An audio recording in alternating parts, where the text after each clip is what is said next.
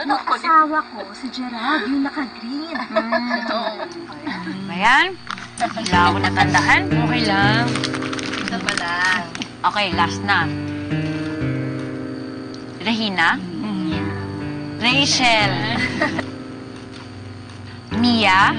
Tama. Ano nga pala ulit yung pangalan mo? Teresa. Teresa, yun, Teresa. Sensya ka na. Halil.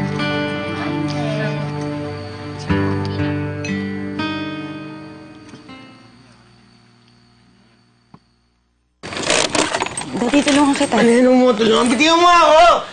Baka lang sa akin, di ko kaya sarili ko. Lasing ako. Daddy, ayaw mo ba dun sa kwarto? Halika, sa kwarto na tayo. Halika na. Pagod ako! Pagod! Pagod! Nagalim na sapatos ko, bilis! Bisa mo!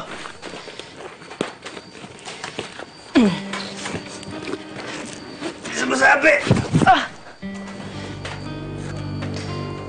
Malin, meron tayong house rules dito sa bahay. Naiintindihan mo ba? Narinig mo ba ako? Sabi ko may house rules tayo dito sa bahay. Oo. Good. Ito yung unang house rule. Kung makakalimutan. Unang-unang house rule.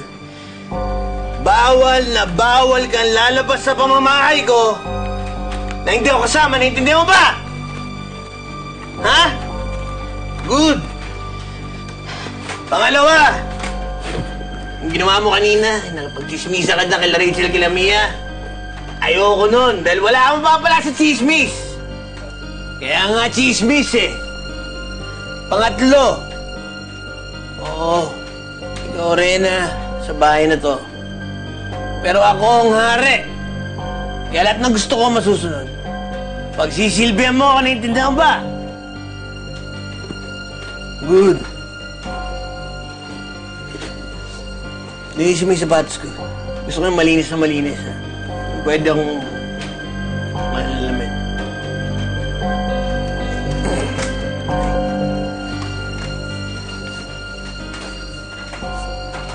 Malen, saan mag-spray ka dito? Ayaw ko nilalamok tong bahay natin, ha? Parang kinagat nga ako ngayon lang, inintindihan mo? Payag ka, agad na ng lamok, ha?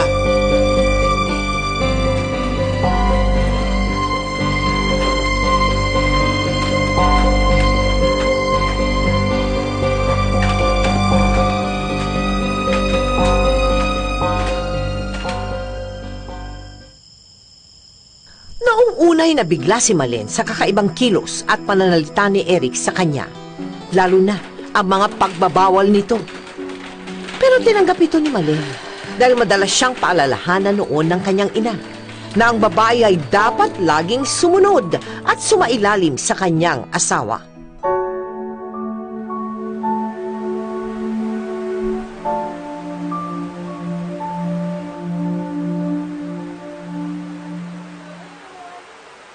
Di magwawakas hanggang sa dulo ng mundo. Ang kalinga ko'y asahan mo. Kahit pa anong landas ay tatahakin ko.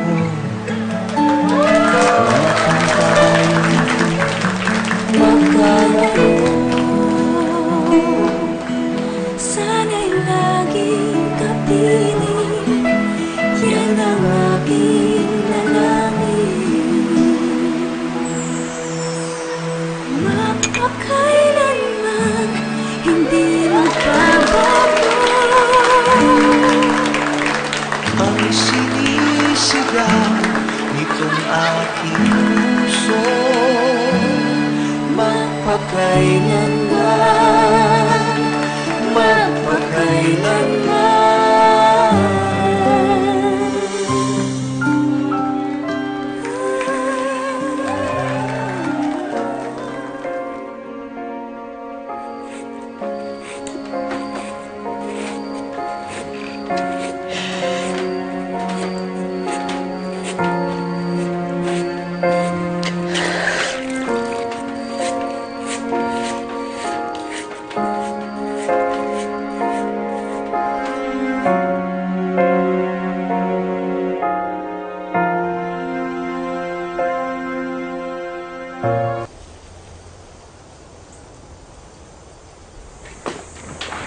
Mami, ayusin mo yung gamit ko. May operasyon kami, bilisan mo.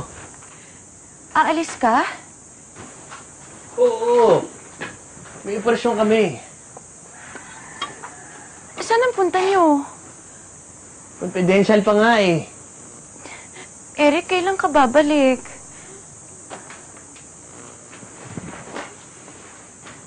Ito naman oh, para ka naman tanga eh. Hindi pa ako maalis, tatanungin mo na kailan ang balik ko. Ako nga mismo hindi ko alam kailan ang uwi ko. Daddy, pasensya ka na. Ngayon lang kasi ako may iwan mag-isa eh. Ano ka pa naman? Ito naman no, bilisan mo na kasi. Para ka namang ikaw ba sasabak sa laban, ikaw pa natatakot. Eh, sabi lang gamit ko kasi nag-iinarte ka. Nagmamadali ko eh. Ito naman no.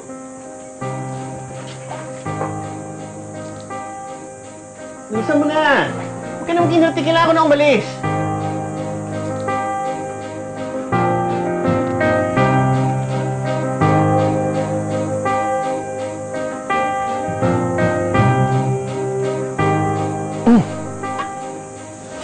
Pag nag-o-operation na po siya, ako lang mag-isa sa kubo. Pero palagi na niyang sinasabi sa akin, bawal akong lumabas, bawal akong makipaghalubilo sa mga asawa ng sundalo, bawal akong makipag-usap kanino.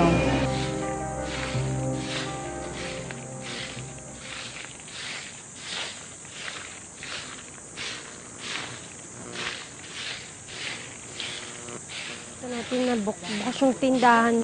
Kasi kailangan ko yung mga school supplies eh. May assignment si Buboy. Ay! Oy, Malen! Malen! Halika, sama ka sa amin. Punta kaming bayan. Sama ka na! Tara! Sige, kayo na lang. Ito naman? O, sumunod ka. Halika na, dali. Ay, habulin lang namin yung alas 5 at baka mamaya magsagad na yung Tatapusin ko tinda. pa to. Sige, ikaw Sige. Dito na kami.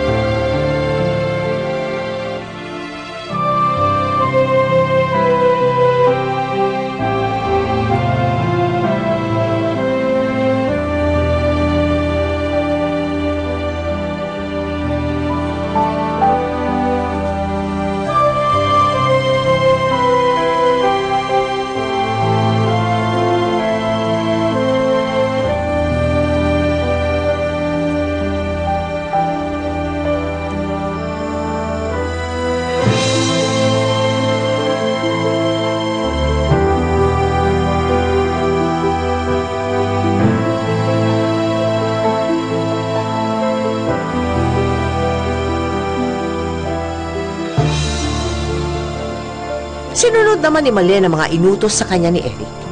Kahit ilang beses pa siyang yayaing lumabas ng kanyang mga kaibigan, lagi na siyang tumatanggi. Pero dadaan ang ilang linggo, nawala na siya ng balita tungkol sa kanyang asawa. Nag-alala na si Malen sa kaligtasan ni Eric.